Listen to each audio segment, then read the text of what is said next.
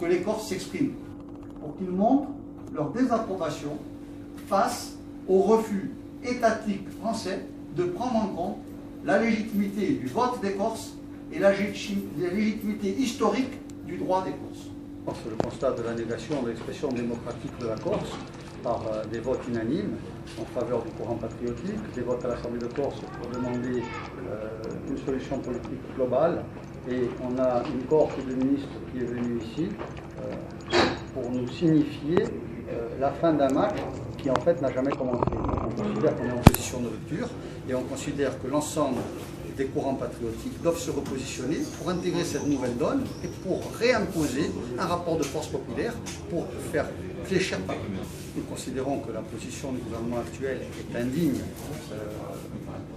politiquement, c'est un refus de démocratie et on doit s'adresser globalement aux gouvernants de la France, quels qu'ils soient, ceux d'aujourd'hui et ceux de demain. Ceux d'aujourd'hui, qu'ils évoluent, qu'ils prennent en compte la volonté réelle de la Corse, et ceux de demain, pour qu'ils ne se trompent pas.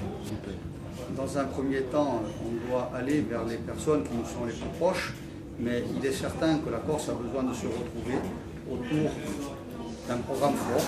Ce programme, c'est celui de l'existence d'une entité corse en Europe, avec le droit des Corses. Aujourd'hui, ces droits sont bafoués.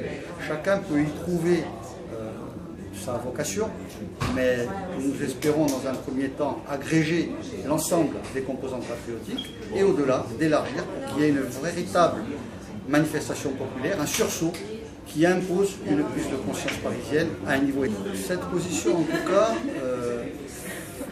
fait le jeu de tous ceux qui veulent naviguer en eau trouble, puisqu'elle ferme la porte à un combat démocratique et qu'elle est la négation de la revendication légitime du peuple corse, par voie électorale entre autres. Donc dans ces conditions, moi je pose la question, qu'est-ce qu'ils veulent? Où elle va se regrouper, où elle va être obligée de faire elle aussi sécession. Donc on est dans une conjoncture européenne qui aujourd'hui n'a pas défini son cadre administratif formel. Mais on sent que ce qui se dessine, ce n'est pas l'État-nation européen avec le